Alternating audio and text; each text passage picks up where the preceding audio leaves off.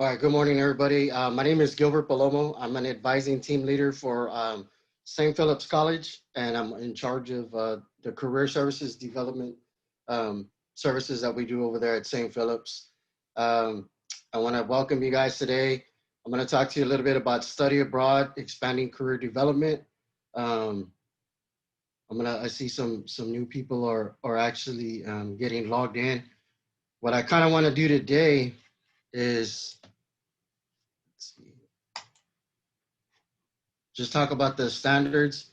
If you wouldn't mind, if you do have the video feature, go ahead and turn your video feature on. Everybody is muted already. And if you're familiar with the chat function, if you can use the chat function to ask questions, and what we'll do is towards the end, I'll go through those functions, and then we can get those going. We can answer those questions. They will be addressed at the end of the session. Um, if there's anything that I'm saying that you're not familiar with, go ahead and write it down, and we can talk about it again at the end of the session. And just like in any other Zoom session you're in, just be respectful of everybody that's participating in the session. What I kind of want to do is for the agenda, we're going to talk a little bit about study abroad. Right now, as you know, a lot of higher ed institutions, they're all working remotely. It's a different time. It's what we call the new norm, and study abroad has been impacted by it. A lot of overseas, a lot of those programs got shut down. I also am in charge of international student education at St. Philip's. So there's been a lot of impact in that. I know at one point they were talking about if because international students usually cannot take all online courses. So we had to make some changes within Alamo colleges so that these individuals wouldn't have to be sent back to their home country. Talk a little bit about the impact of COVID and what employers are looking for. One of the things that I do is I work with an organization called SACUCA, which stands for the San Antonio Colleges and Universities Career Centers Association. So we meet once a month. And it's all the career centers from Texas State, from, as UTSA, as far up as Texas Lutheran University, as far down as, I want to say, Schreiner University. So there's about 13 institutions that meet. We kind of talk about what employers are doing, what are they looking for in students, and different things, and how study abroad can actually improve their career development benefits. So before we get started, if I could, if you wouldn't mind, I want to kind of have everybody introduce themselves and just tell me your name, what school you're from, and what, if you're a student, tell me what program you're in. If you're faculty, just let me know that you're part of international faculty at which school you're at.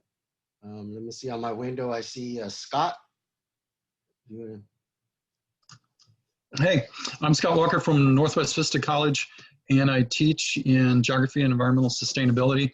And I've done one study abroad with students to Spain, and then I did a second study abroad that was a field school, a science field school, to the High Atlas Mountains in Morocco. We were supposed to be going this coming summer, but COVID messed all that up, so we're pushing that off to 2022. Okay. I think we'll see how that goes. Yeah. And then I'm involved with the Office of International Programs in other ways. Awesome. On the committees and things. Cool. And I think next in line I have Crystal. Good morning. I'm Crystal Aker, and I work for the district office. I actually work in the curriculum area. I'm a curriculum analyst with student success or with academic success. And so we're the ones that are responsible for the transfer plans that we implement, the tags or what have you.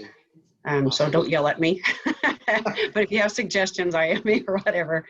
I went to college right out of high school at what was then Southwest Texas State, but Texas State. And I missed my opportunity to do a study abroad at Salamanca. and I have regretted it ever since. So I'm really wanting to get involved with study abroad now that I'm working for the district office, and hopefully be able to take advantage of that someday. Awesome. Yeah, thank you for those tags. Those are very, very helpful. And Thank then you. I have Marie, it looks like Marie Feldmeyer. Feldmeyer, yeah. Hi, my name is Marie Feldmeyer, and I am a faculty member at St. Philip's College, and I'm on the International Faculty Committee at the level of the district. I am also working to help develop an honors college at St. Philip's College, and we're very interested in incorporating kind of an international dimension within an honors college. So I'm delighted to be here. I have to apologize. I have to teach at 10:45, so I'll have to leave a little early. But thank you so much for this session. And it looks to be very helpful. Really appreciate it. Awesome, thank you, Marie. And then the next person I see, on the phone, it says S1. Oh, that's probably me. Yes. Yeah. Like Dr. Feldmeyer, I'm part of a committee that's researching the possibility of incorporating an international studies component into the honors college that we're working on. So, Awesome. kind of something that sounds very interesting and promising, and so we're really interested in giving our students an opportunity to investigate that in the honors program. Awesome, awesome. All right, so now there's a lot of people on here, and that's really good because I think universities across the state of Texas, well, across the nation, but I mean in Texas in particular, have a lot of in their honors programs, honors college programs, specifically have some type of international education. I know at Texas Tech, my son graduated from there, but when I had the opportunity to meet with their engineering program, in order to graduate as an engineer student from Texas Tech, you have to have a study abroad experience somewhere overseas. You have to have some kind of international, because architecture or engineering, any of that field, they don't want to hire you if you don't have any kind of diverse background. So I'll go ahead and get started. I mean, this is basic information. There's the study abroad that we have here at Alamo. There's three portions of it: faculty led. You have your exchange program, and then your provider programs. Some of the things that I've looked at when I worked in previous institutions, I worked at Palo Alto and at Northeast Lakeview, and always worked close with international ed. Try to get the ideas that I had, because I've always done career services, was try to get the faculty to gear it more towards a skill set that employers are looking for. These are some of the programs that we had here: China, England, Italy, Japan, Mexico, and Spain. So for a business student, these are all really big business heavy countries. China being the main one, the main business language spoken out there is Mandarin. It's not, I always thought it was Spanish, and it's Mandarin. So those are things that we've looked at it, for that part. The exchange student, students from Alamo colleges study at one of our partner international universities. I know when I was also an alumni of Texas State, well, when it was Southwest Texas, and I wanted to do an international study abroad, but it was too much. At a university, it was really a lot, and I had the scholarship, but I was still gonna have to come up with another $4 or $5 grand. But I think everybody that went on that trip is working for like the federal government right now. So there's that connection between studying abroad, having that network, and so forth. And then of course we have provider programs where there's official agreements with Alamo community colleges, to automatically transfer credit for different courses you have, whether it be in Spain or what have you. So we have those programs in particular. Of course, now we're in, like I mentioned earlier, this is the new reality where everybody's working from home. Communication is key. These are all the different things. So impact of COVID-19, it's right now, it's not looking good for study abroad. Universities are receptive to the international students. and we've done things that we've had to make changes as far as what we have to do to keep international students here. But it's been urged, especially with the previous presidential administration that we had, for us not to send students overseas. So of course, school closures all the way around, everything is online or through Zoom, some kind of hybrid base. The visa process has been just ridiculous. I mean, and in some cases, it's been ridiculous already. With study abroad, it's made it even worse. And as Scott mentioned, he had, he was looking at doing a trip in 2021, and currently right now, I think it's probably going to be looking more like 2022. I know in Bexar County in particular, Texas in particular, we're at number 2 for the most increase in COVID cases. I share with my team that I work with at St. Philip's that, when it comes to COVID-19, it's day by day. So there's no telling what we have coming in the future. But the reason like I said, I've been with career services. I've been doing career working with UTSA, Texas State, all the Texas universities, and their employers and our employers, trying to figure out what is it that that employers are looking for in students. Right now we have, every student is doing, the 7 habits. Everybody wants to be a leader and so forth. So there's an organization called NACE, National Association of Employers. And basically the way that works is, on a national level, um, there's data that's being collected from all these different employers from all different industries, and you would be surprised where, and here at Alamo we do everything by institute. So you have your business majors might be in Institute 2, and your STEM Institute 6. But in sending this data out, this is actually for 2018. So for the career ready competencies, the number one thing that employers are looking for are students that have the ability to critically think and problem solve. Number 2 is to have the oral and written communication. Number 3 is teamwork and collaboration, being able to work with anybody. And 5 years ago, it was like in 2015, 2014 or so, leadership was number 1. And those of you that are faculty staff of Alamo colleges, that leadership, that's all Dr. Leslie talked about. So that he would get his information from NACE as well. So when you look at critical thinking, problem solving skills, oral and written communication, and teamwork, it's tough because those 3 things, with society and with technology on the rise, this poses an issue, because students today, you got a 17, 18-year-old graduating from, whatever feeder school they're coming in from.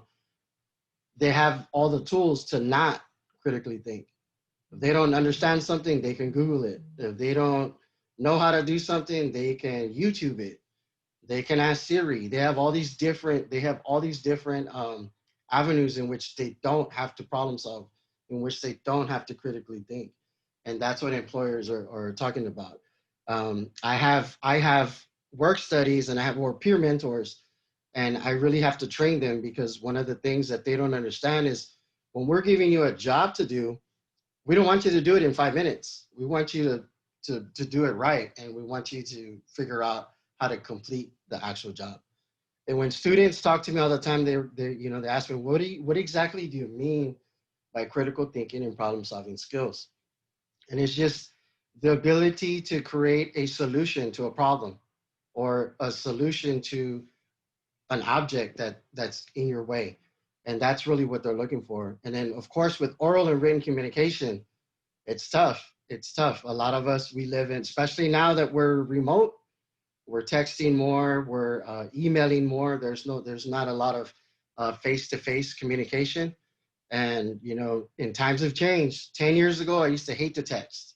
I couldn't stand texting. My kids would text me, and I'd be like, why can't you just call me? And now it's the opposite way. I supervise 11 people. So now I'm like, hey, just text me.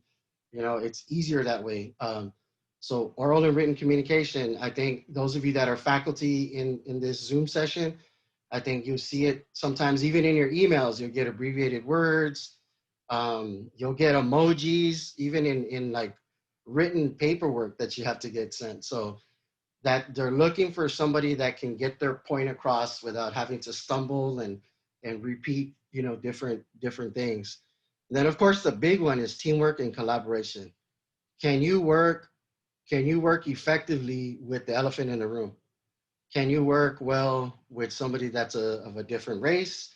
And not even race half the time. It's can you work with somebody that has a different personality than you? And the big one is how do you work with somebody that's not in a team, that's not, you know, handling their weight of, picking up their tasks. So those are the things that employers are looking for. And when I work with faculty in different programs, I think, especially with Alamo colleges, I think in almost every class, there's some type of group project or group work that every class does, which is great. And with study abroad, I mean, it's going to give you all these different avenues. When I went to Texas State as a student, when it was Southwest Texas, they had study abroad programs all over the world. And I was a first time in college student. My parents never went to college. My father was a middle school dropout. My mother, I think, went to like a technical college for a semester. So I had to learn it on my own. And thinking back now of how naive I was, I saw it. And of course, I went to Southwest Texas. So I just saw it as these were a bunch of rich kids that were going overseas. I heard all the stories. Some of them would say, well, we're going to Mexico. There's not a drinking age over there. We're going here. There's all these parties and stuff. But I really didn't look at all these different benefits here. So for one, it broadens your worldview. And I mentioned for me personally, I'm brand new. I'm coming on 2 years here at St. Philip's, and oversee international ed from a distance. I manage it, but I have somebody that really runs it. Like she actually foot in the ground, does all the work. But it's opened my eyes to a lot of different things. The faculty at St. Philip's, they put a meeting together, and it's widely attended. So it just broadens your worldview, cultural backgrounds.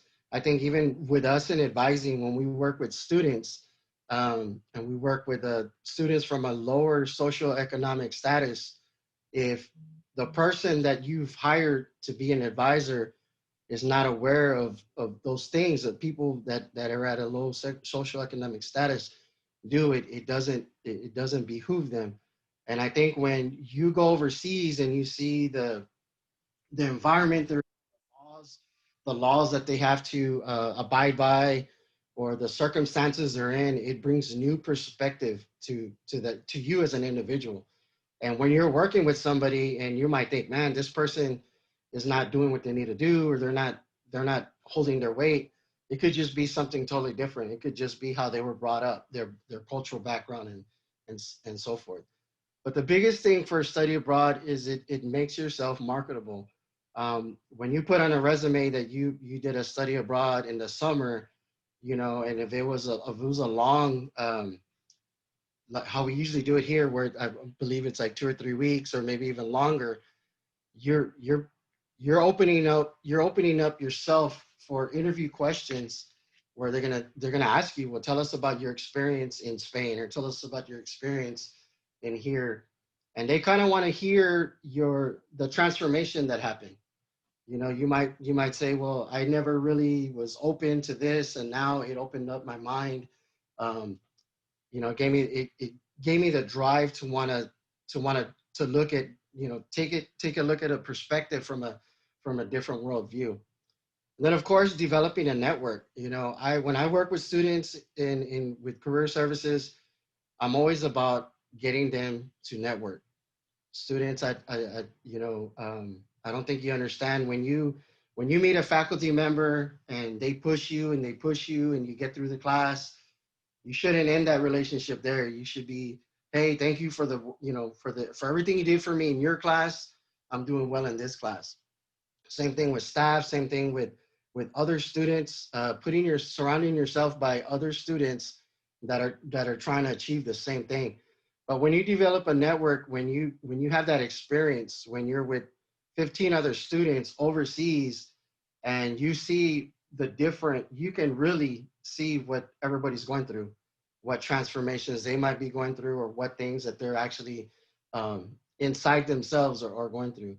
But it leads to career opportunities, because if you happen to be on LinkedIn and you see somebody and you're like, man, I remember I was with this person in Spain. We did a 3-week long study abroad over there.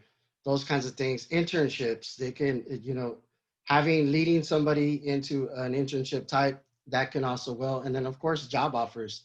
But developing a network and having an international network is just something that's very valuable to that. Then of course learning intercultural communication. I remember when I was in graduate school, they also had graduate programs. I went to a private school, so I definitely wasn't going to do a study abroad there, but I did have a friend that got a full ride over to I think it was Barcelona, Spain, and she ended up working overseas about 2 years later, just through a connection that she met, and she actually learned the Latin language while she was down there, and then just continued it on with herself. So going back to NACE, these are all different things that NACE doesn't just work with employers; they also work with the graduates. They work with different students and so forth, but they work intercollectively with different organizations. So these are just some of the data that's been said on these study abroad programs. So one of them was like 85% of respondents that participating in a study abroad program broadened the range of sectors in which they were interested in working in. And of course, that was my big thing. When I was at Northeast Lakeview College, there was a couple of study abroad programs where I would kind of be like, well, that's great. It's an English study abroad, but can we gear it more towards a skill set that employers are looking for? And then we had some that were like business communications and stuff like that. So that's what these students are talking about. They really are looking at a study abroad that's gonna tie into their skill set for when they're actually looking for work. 58% agreed that studying abroad helped them develop skills, intercultural competencies that contributed to obtaining their first job after graduation. I think now when we look at the data that shows up from when a student graduates to when they actually find their first job, they always use that 6-month window, and the 6-month window is because of the usually the school loans they have to pay back. But there's a lot of data from NACE that shows that it's taking students a lot longer to find work. That has to actually do with what they graduated and what they went to school for. So it's anywhere from 6 to 9 months now. So a lot of students are having a hard time. So they're saying that with this study abroad, it's led them to bigger and better opportunities. And then 86% of students indicated that education abroad programs aided their ability to formulate career goals and clarify professional aspirations. I like to see study abroad as more of an experiential learning process. I know it's not called that just because you're studying abroad. There's a curriculum base to it, but it's just like any other experiential learning process, in that when you're actually doing it, you figure out right then and there, is this really for me? Is this something that I want to do? This is a great experience. There's a lot of individuals that go overseas, they do different things, and then their whole perspective on career kind of shifts towards that direction. So there's a lot of benefits in that. So what I kind of want to do is, in the beginning, there was some of the faculty and staff introduce themselves. If there's any students that would like to introduce themselves, that'd be great. But this is my contact information. If you're from a different campus or anything and you want to work together on anything or have questions, I'm definitely available. I just like I've been with Alamo colleges, man, going on probably 15 years, 16 years. But I've been at Palo Alto, Northeast Lakeview. Now I'm at St. Philip's, and I just think you know, the international education, especially in the climate that we're in right now in America, it bringing about diversity, you know, and inclusion is just it's a big it's going to be up there. I'm pretty sure in this year's NACE career competencies, there's going to be some kind of push in diversity and inclusion, because there's too many people that even in the workplace that are just not getting along. They just can't work together, and a lot of it is just personality stuff. So does anybody have any questions or?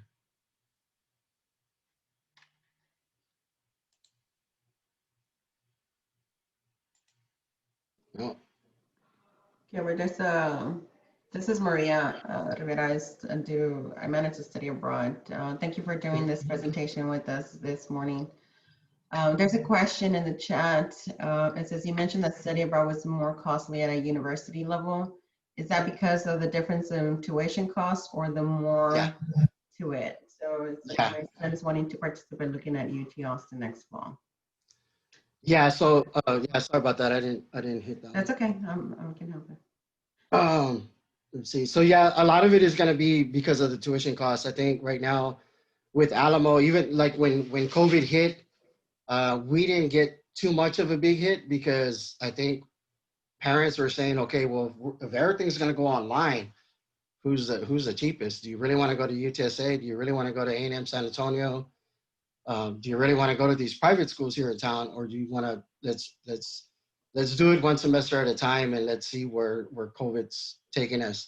But when it comes to those programs, you're obviously going to have a faculty member that's going to go along, and I'm not saying that the faculty members get paid more there, but their tuition is called, you know, the cost there is a lot more.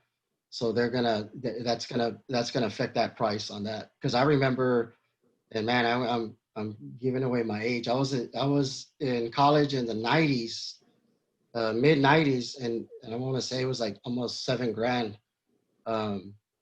for that one trip that I talked about. And I know they provided 3,500, but there was no way I was gonna come up with another $3,500. Yeah. A little bit onto that, a little bit. Also, the Alamo College's tuition is not included in there, but we also, our office works a lot in trying to make the cost more affordable. We do a lot of the hands-on with making all the in-country costs together with the faculty. Instead of some of the universities, what they do is they actually have providers or work with another university that also includes more tuition, more costs there. So with Alamo Colleges, we do all in country within our office, and we try to do it ourselves, and that keeps the cost down. So that experience is going to be a lot cheaper here with us, at least, than with the university. Yeah, definitely. I know I mentioned earlier that my son, he graduated from Texas Tech, and when I met with their engineering department, they have employers like overseas that, you know, they'll be willing to fund the cost for 10 students. So it's a competitive process, of course. So they look at GPA, they look at the background, you know, and obviously in engineering, they're looking for more minorities and women and stuff like that. So they're probably gonna be more on the edge of trying to fund somebody that's going to fit that category to go overseas. But I see Alamo moving that way. I see Alamo with all the career stuff we're doing now. They're trying to bring in more and more employers, not just for Alamo Promise, but for all the different avenues. Because initially, you know, we're a pipeline. We're a pipeline for employers. And, you know, I'm real big on when companies ask like, hey, how can I get connected with your school? I'm trying to figure out what's your end game. And I work with one company in particular that the gentleman calls me every month, and he's like, hey, Joe, so what can I do for your students this month? Or what can I do? How can Randolph Brooks support your guys, you guys at St. Philip's this month or this semester? So they come out, and those are the ones that I want to work with, because they're giving us money or time, or they're giving us resources to speak with students, and it's an experiential learning process. They hear what they have to offer. They either like it or they don't like it and say, this is for me, this is not for me. But it's just another network. And then what ends up happening is, then they also work with UTSA, they also work with A&M San Antonio. So they stay, and that's the big thing with us. 6-7 years ago, most of these universities, they have a what is it, like an online system within their portal where they can already connect with employers day one. Alamo didn't have that, and we pushed for that because our whole point was, okay, if I was a student and I came here for 2 years and then I went to UTSA, the students at UTSA have a 2-year advantage of networking already with employers, because we didn't have that, and now we have that. And having that along with different international study abroad opportunities, it just makes you more marketable. And now that everybody's coming to school. You had Alamo Promise, now all of a sudden everybody wants to come to school because, hey, it's a $2 scholarship, let's do it. So now you have more people graduating. How do you put yourself above the next person? And I know that's something faculty always push, but how do you really do it? How do you get into that? Thank you so much, Gilbert, for presenting on this topic. Obviously, you have great allies on study abroad with our international office, and this is something that with the new programs we're really trying to push hard to get a sense from the private sector. What are exactly the needs? Mm-hmm. The global competencies that they will prefer on a candidate, because I think it's time to see these global competencies as not something not so important. I think they are extremely important, especially in these times, because they connect with a lot of also, I would say, important values for the society, right now, like diversity, equity. And I think it is very important that we revalue these competencies and we involve the private sector here, because the more they give importance to these competencies, and not only for a student that will go study international business, these global competencies are for anyone. Anyone. You need global competencies even for in your neighborhood. You need global competencies for understanding the world, for understanding that we are not alone, that we are not isolated in our houses, that solutions will come from a global perspective and problems will come also from a global misunderstanding. So we really need people more engaged with the rest of the world. Mm-hmm.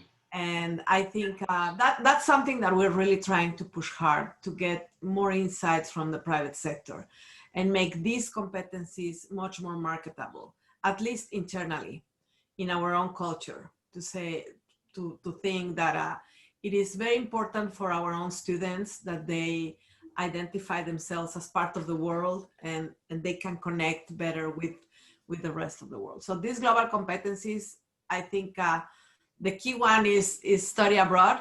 Unfortunately, at this time, our students can travel, but there are other things that the students can do to develop these competencies. And of course, someone said that for international education, if international education is the coffee for education system, study abroad was the espresso, right? Because you learn so much and so fast in the process. But yeah, really, we're very happy to be partnering with each one of you on this new stage. We really want to invigorate this concept of global competencies, because that's what it's at the core of everything. And I think most of you will agree with me that these global competencies are very important for values and